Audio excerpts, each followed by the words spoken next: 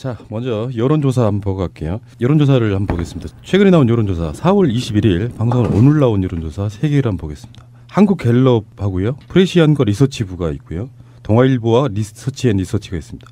여기 보면은 안철수 지지율이 급등했다가 내려가는 하향 추세이고요. 문재인 후보 같은 경우는 정말 그 흔들리지 않는 견고한 층을 지금 이루고 있는 것 같다 이런 생각이 드는데 일단 숫자부터 알려드릴게요. 한국갤럽은 문재인 41.0, 안철수 30.0, 그리고 리서치뷰 프레시안은 문재인 43.3, 안철수 31.3, 그리고요 동아일보와 리서치앤리서치는 문재인 40, 안철수 30.1. 그러니까 문재인은 40대 초반에서 딱 고정되어 있는 느낌이고 40대 초반에 박스권에 갇혔네요.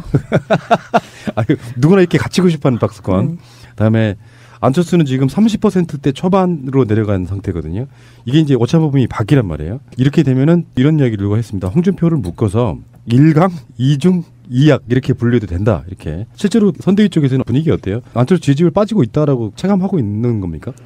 내려갔다라는 표현은 조금 중립적 표현이고요. 저는 추락했다. 폭락 이렇게 말이 되죠. 추락이죠. 폭락이죠. 사실은 7%가 떨어졌다는 얘기는 대선에서 7%면은 유권자 투표율까지 감안하면은 500만 표의 그 차이가 나는 거잖아요. 그래서 일단은 후보 선출되고 나서 컨벤션 효과 및 이제 저희랑 경쟁했던 후보 진영에서 일시적으로 안철수 후보로 이동했던 것이 지난 주말을 경과하면서 이제 조정이 된 거고 거의 이제 우리 문 후보의 지지율이 40%에서 43%까지인데 리서치뷰 같은 경우는 100% 무선 여론조사이기 때문에 조금 이제 1~2% 정도의 수치가 다른 여론조사 기관보다는 조금 이제 높게 나온다고 보면 이제 41, 42 이 정도이겠죠. 그리고 이제 안철수 후보가 30인데 현장에 이제 저희가 본격적으로 선거운동을 시작한 게 지난 월요일부터 이제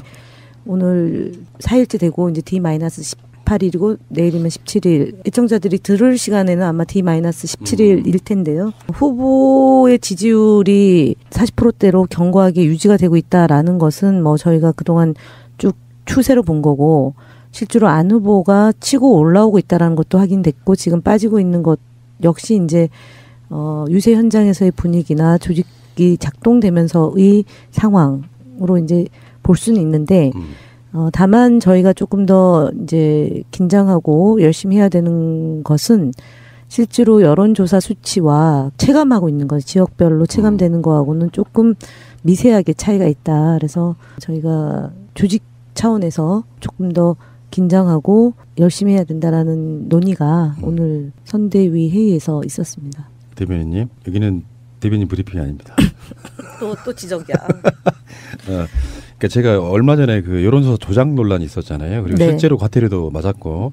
그래서 제가 그때 의문을 제기한 게 있어요. 그러면 여론조사 기관 어느 한두 군데는 거짓말하고 있는 거다. 이렇게 편차가 클 수가 있냐. 같은 날 나와도 여론조사가 다르면 사실은 여론조사가 정확하게 제대로 된 기법으로 하고 있다면 과학이라고 불리우니까 실제로는 거의 모든 여론조사 기관들이 비슷해야 되거든요. 어느 정도는 비슷해야 이게 여론조사의 공신력이 생기는 건데 여론조사 기관마다 너무 들쭉날쭉하니까 이게 그중에 누군가는 거짓말하고 있는 건데 오늘 나온 3가지 여론조사는 사실상 거의 비슷해요. 그러니까 이 여론조사는 사실상 현재의 여론을 반영하는 게 아닌가 이런 생각이 들기는 해요. 문재인 40대 초반, 안철수 30대 초반, 그리고 홍준표는 10%대, 심상정 후보는 5%대, 그리고 유승민 후보는 3%대 이렇게 딱 보면 이 정도가 현재의 민심인 것 같다는 생각이 들고요. 일단 총평이었고, 자 안철수 후보의 7% 하락, 급락 이것은 국민의당 선대위 쪽에서는 굉장히 충격이겠다는 생각이 들었고요. 다음에 지역별로 한번 가볼게요. 지역별이 굉장히 중요한데 안철수 후보의 지지도가 7% 빠진 것 중에 대표적인 거는 TK에서의 실제로 홍준표가 주장해왔던 지금까지 그 샤이 보수의 저는 실체를 드러내는 것 같고 아마 재보궐선거에 영향도 있겠죠. 일반 민심 입장에서는. 그래서 TK에서는 안철수 후보가요 48%였는데 일주일 만에 23%로 반토막 나는 반토막도 더 났어요. 이런 상황이 벌어졌고요. 대전, 세종, 충청에서는 42에서 29, 인천, 경기에서도 38에서 28, 그리고 50대 지지율도 51에서 40으로 일반적으로 전통적인 보수 성향의 표들이 완전히 안철수에게 빠지면서 지금 홍준표로 올라가고 있는 그런 느낌입니다. 2주 전에 이미 그 소위 보수 쪽의 입장을 갖고 있었던 이제 전 이제 국회의원이 미운 후보와 불안한 후보와 둘을 놓고 우리가 어떤 그 선택을 할 거냐. 그럼 결국은 불안한 후보보다는 투표를 안 하거나 만약에 할 경우는 그래도 우리 입장을 반영하는 보수 진영의 주자에게 선택을 할 거고 보수자를 선택할 거고 그것이 이제 소신 투표의 형태로 나타날 거다라고 전망을 하더라고요. 그러니까 오늘 그러니까 이 여론조사 결과가 그렇게 예측했던 분의 예측하고 맞물려 돌아가는 것 같아요. 그러니까 앞서 말한 것처럼 지난 보궐선거의 결과를 놓고 보고 그래도 근거는 만들어야 되겠다. 우리가 아무리 당선까지는 어렵다 하더라도 보수 진영의 근거를 만드는 방식의 이제 표에 대한 성향이 이제 드러난 거고요. 특히 갤럽은 뭐 우리 푸나님께서 여러 차례 얘기했지만 가장 보수적인, 네, 가장 보수적이기도 하고 질문에 그 재차 질문이잖아요. 네. 그랬고 그다음에 이제 유무선 비율도 지금 현재 우리 국민들이 갖고 있는 이런 소위 무선 트렌드가 현실적으로 반영이 안 되고 좀 과거지향적이잖아요. 그럼에도 이렇게 나타났다는 얘기는 안철수 후보는 특히 이제 1차 토론회 결과를 보고 국민들이 좀 준비가 안 된 거 아니냐 이제 이런 게 반영되고 보궐선거 반영되고 이거는 제가 알기로는 2차 토론은 반영이 안 된 일부는 반영된 일부는 것도 반영된데 있다. 예, 근데 뭐 온전하게 반영은 안 된 거죠. 그래서 저희가 2차 토론에 대한 결과를 주변에 들어보면 1대 4로 싸웠다. 심지어는 1대 5다. 그 심판이었던 그 사회자조차도 문 후보한테 좀 제대로 안 한 거기 때문에 그것까지 반영된 거라고 보면 뭐 다음에 더 떨어지지 않을까요? 예. 지역별 지지도를 한번 볼까요? 갤럽만한 한정해서 말씀드릴게요. 지금 문재인 후보는 TK 지역에서만 2등이고요. 나머지 지역에서는 전 지역이 지금 석권하고 있는데 서울에서는 38대 34 그리고 인천 경기는 45대 28 그리고 충청권은 46대 29 그리고 광주 전라는 51대 35 그리고 대구 경북은 24대 23 이런 정도고요. 그러니까 홍준표가 26으로 1위입니다. 대구 경북은. 다음에 부산 울산 경남은 40대 30 이런 정도고 홍준표는 전통적인 자신들의 두 번째 아성이라고 할 만한 곳인데도 불구하고 12%밖에 나오지 않고 있는데 제가 다른 방송에서 그런 이야기를 좀 드렸거든요. 지도상으로 이렇게 표시되는 것들 있잖아요. 지도상으로 빨간색, 파란색, 녹색 표시되는데 기존의 선거들은 대부분 그런 식이었잖아요. 빨간색, 파란색 이런 식이었는데 아마 문재인 후보는 전국적으로 굉장히 많은 파란색을 찍을 가능성이 되게 높아지고 있는 그런 상황인 것 같습니다.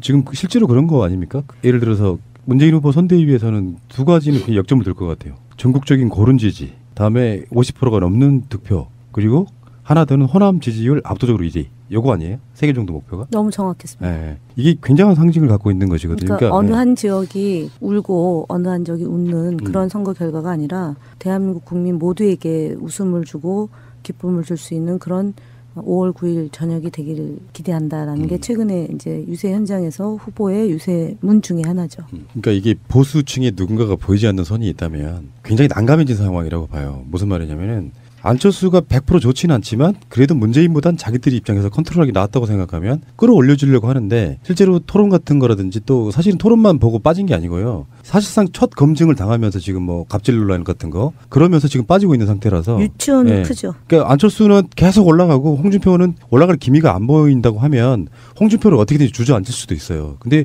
홍준표는 TK 지지를 얻어가고 있고 안철수는 빠지고 있단 말이에요. 그러면 컨트롤을 못해요. 왜냐하면 홍준표 자기 스스로가 포기를 할 수가 없는 상태가 돼버리기 때문에 보이지 않는 손이 작동할 수 있는 여지가 계속 줄어들고 있다 이렇게 보고 지지자분들도 이제 이런 거 있거든요. 내가 지지하는 사람의 입에서 나오는 말을 믿고 싶어 해요. 그러니까 홍준표 입장에서 사실은 내가 최소한 안철수보다 나을 것 같다 이런 메시지 계속 보내고 그래서 뭐 항상 말씀드린 것처럼 홍준표 입장에서는 문재인과 안철수의 야권 후보 분열 이런 프레임으로 몰고 가려고 하고 이렇게 되면은 홍준표의 표는 지금 제가 봤을 때는 지금 현재 지지율보다 더 많이 나온다. 그러면서 오히려 2등을 날 가능성이 높을 수도 있다라고 섣불리 한번 예측을 해보는 거예요. 아니 예전에 지속적으로 그렇게 얘기하셨잖아요. 그러니까 지속적으로 얘기하고 있습니다. 네, 지금. 저도 뭐 지속적으로 얘기하는 것에 동의하고 있습니다. 충성도가 워낙에 높지 않은 표를 받고 있는 사람이기 때문에요. 저는 그런 부분이라고 보고 이런 그 여론조사들 다른 부분 한번 볼게요. 호감도와 비호감도. 어느 후보에게 더 호감을 느끼십니까? 이렇게 물어보는 질문이 있잖아요. 문재인 후보는 지지율 1위지만 비호감도도 사실 1위인. 그러니까 찍고 싶지 않은 투표장에 나오든 안 나오든 상관없이 1위였는데 이게 호감도에서 안철수를 제쳤습니다. 그러니까 굉장히 많은 지수가 좋은 쪽으로 지금 나타나고 있다고 보면 되겠죠. 문재인 후보의 호감이 간다고 대답한 응답자 비율이 53%고요. 안 후보가 바로 전주까지는 1위였었거든요. 이번에는 53대 52로 안 후보를 앞섰습니다. 이거 굉장히 좋은 징조 아닙니까? 네. 비호감도도 문재인 40, 안 후보 41 사이에서 큰 차이가 별로 없는 상태. 그러니까 지금 박스권이라고는 하지만 문재인 후보는 표를 견고하게 다지면서 조금씩 상승하는 그런 추세예요. 근데 이게 지금 이제 여론조사잖아요. 그러니까 여론조사를 받으시는 분들 중에 사실상 투표율을 우리가 보면은 75%, 80% 예상한다고 치면 나머지 20%는 투표장에 안 나오실 분들입니다. 그러니까 실제로 그 안 나오실 분들을 제외하면 문재인 후보가 대선에 가서 오자구도에서 기적과도 같은 50% 이상을 득표할 수도 있다는 나름대로 좋은 전망을 한번 해볼 수 있다는 것이죠. 과학적 전망 아닌가요? 왜 이러세요? 더불어민주당 문재인 후보 선대위에 대변인으로 한번 나갈 거다. 남의 입을 빌려서 말을 듣는 걸 되게 좋아하시는 거예요. 본인들은 자기들이 하고 싶은 얘기를. 그치, 왠지 공신력이 더 있어 보이고. 그래서 제가 해드리고 있는 겁니다. 감사합니다. 예. 다 푸나님 덕분입니다. 예. 오늘까지 온 과정은. 왜 이러십니까? 좋은 말 해야죠. 예. 그 새가 날았다 대변인. 그렇지. 나도 다른 사람의 이름을 빌어서 칭찬을 받으면 기분 되게 좋죠. 자, 그래서 그런지 몰라도 지금 그 안준표 본심이 나타났어. 홍철수? 아니 까야 되는 대상이 두 개다 보니까 박지원 같은 계속 말실수가 나오는 거예요. 자꾸 지금 지지율이 빠지는 상황에서 대변인 이런 거 있잖아요. 선거에 가면은 지지율이 추세가 빠지고 있는 상황에서는 결론적으로 선대위에서 무리수를 두게 되죠. 아무래도요. 네. 무리수를 두다 보면 이제 죽도 밥도 아닌 상태로 지금 가고 있는 것 같아요. 안철수 선대위 쪽에서는 지금 세상에 하다가 이제 주적 북풍을 야당이었고 또 김대중 대통령의 정신을 햇볕 정책을 개성한다는 사람들이 지금 주적 논란과 색깔론을 지금 들고 나왔단 말이에요. 이게 호적되고 있다는 대표적인 증거예요. 지지율이 빠져도 이렇게 가면 안 되는 거죠. 그러면은 보수의 외연은 조금 더 넓힐 수 있을지 몰라도 호남 지지율은 계속 빠질 수밖에 없어요. 그러니까 취하는 만큼 빠지고 오히려 더 빠질 수도 있다는 생각을 한번 해봐야 됩니다. 그러니까 본인들의 지지층을 견고히 다지고 그 지지층으로 하여금 주변을 확장시켜 나가는 방식으로 가야 되는데 지지층을 다지는 게 아니라 지지층에게 혼선을 주면서 다른 진영에게 손을 내미는 거잖아요. 그러니까 정말 이 호남을 기반으로 한 정당이 국민의당인데 거기서 영린을 건드린 거죠. 그리고 그것이 영린을 건드린 것조차도 모르고 당이 갈팡질팡하는 거고요. 그렇죠. 적어도 후보가 이런 정도로 TV 토론에 나서서 DJ 대통령의 정말 성과와 업적을 공도 있고 가도 있고 이럴 수도 있고 저럴 수도 있고 라고 얘기했던 부분하고 특검에 대한 얘기를 전혀 반격을 못했던 TV 토론의 모습. 그래서 문재인 후보가 나서서 외려 안철수 후보를 지원해주는 이런 그 TV 토론을 보면서 호남 분들이 어떤 생각을 했을까를 보는 거죠. 심지어 그 우리가 오래 있던 상황까지 벌어지고 있는데 우리는 계속 그렇게 이야기했단 말이에요. 안철수 후보는 기반이 호남이기 때문에 사실은 정치라는 게 어느 정도 지역 기반은 있어야 이렇게 탄탄하게 가는 게 있잖아요. 기본을 하고 가는 거. 네. 근데 최소한 박근혜 세력과는 손을 잡을 수 없을 것이다. 그 이유는 지역 기반 때문인데 한국당과도 연정이 가능하다는 이야기를 안철수 후보가 지금 최근에 하고 다닙니다. 이렇게 되면 이제 사실상 자기 텃밭도 잃고 외연 확장은 거의 못한 상태로 3위로 내려앉을 가능성이 그래서 제가 제기 한번 해보는 거거든요. 이거 완전 무리수예요. 대선에서 대통령이 되는 목적만 갖고 뛰면 안 돼요. 최대한 많은 득표를 1등은 못하도록 해야 나중에 연정 대상이라든지 등등의 정치권에 있어서의 지방선거라든지 이런 걸 내다볼 수가 있는데 만약에 호남의 지지가 문재인 후보에 비해서 반도 안 나오는 상태로 만약에 대선이 끝났다. 그러면 지방선거도 쩔망합니다. 자기들 지역 기반까지 다 잃어버린 상황이 되거든요. 그러니까 이건 전략적으로 굉장히 미스라고 저는 보거든요. 보통 대선 뭐 총선 다 마찬가지지만 소위 과학적 분석을 기초로 해서 타겟층을 명료화해서 캠페인이 나와주는 거잖아요. 뭐 메시지도 다 그런 일환이고 정책도 그런 거고. 근데 지금 국민의당은 사실은 안철수와 박지원 대표를 빼고 보이는 사람이 거의 없어요. 또 한 분이 있긴 해요. 보이는 분이. 근데 누구야? 이분은 뭐 매일같이 이상한 그러니까 한수법을 먹었던 분인데 누굴까? 아주 독하게 논평을 내요. 혹시 누구예요? 김영환 씨인가요? 아니요. 그분도 존재감이 지금 별로 없어요. 지금 누구예요? 그 대변인 있어요. 여자 대변인. 누구지? 방현재? 전 국회의원 했던. 아니 그분도 뭐 그분은 방송 주로 나가기 때문에 아마 논평 쓸 시간이 없는지 그분은 뭐 안 나오는데. 왜 말씀 못하세요? 김유정 대변인. 그 양반. 네. 그 양반 거기 가 계세요? 지금 손학규 경선할 때는 손학 측의 대변인인데 지금은 이제 국민의당 선대위 대변인을 하고 있거든요. 왜 우리한테는 안 보이죠? 존재감이 전혀 없었는데. 그게 이제 소위 여의도 이제 지금 저희 이제 선거를 치르는 사람들은 특히 이제 대변인은 대변인 논평을 주로 보잖아요. 그렇구나. 그래서 이제 우리는 안 봐. 괜히 이름을 거론했나? 아니 이런 거 궁금해. 되게 궁금해. 자, 알겠습니다. 일단 여론조사는 굉장히 희망적으로 저는 보고 있고요. 그러니까 오늘 말씀드린 이 세 가지 여론조사가 사실상 민심 반영에 상당히 근접해 있을 가능성이 높고요. 거의 표의 차이가 안 나잖아요. 이 세 개 여론조사가. 혹시 여론조사 받아본 적 있어요? 우리 지부장? 전화 받아본 적 있어요? 아니 한 번도 없어요. 도대체 누구한테 가는 거야? 그게 좀 신기해요. 도대체 누가 여론조사를 받는 거지? 한 번도 받은 적은 없는데 안철수 부분에 대해서 푸나님 하신 말씀이 계속 이제 마음에 와닿는 게 저는 원래 안철수 후보님 되게 좋아했거든요. 옛날엔 그런 사람 많았지. 네, 나도 그랬어. 무릎팍도사 나오고 뭐 직원들한테 본인 그 회사 지분 다 나눠주시고 굉장히 뭐 존댓말 서로 써주시면서 되게 좋으신 분이구나 하면서 되게 좋아해서 저 부모님한테 저 원래 나는 정말 안철수 같은 남자를 만나야 되는데 그런 남자가 없어서 아직 시집 못 가고 있어 라고 했다가 엄마 아빠한테 겁나 공격을 네가 먼저 안철수 같은 사람이 되려고 해야지 그런 사람 만나려고 하느냐 엄청 질타를 받았었던 기억이 나는데 그 부분에 대해서 이제 이번에 후보가 되면서 검증이 이루어지잖아요.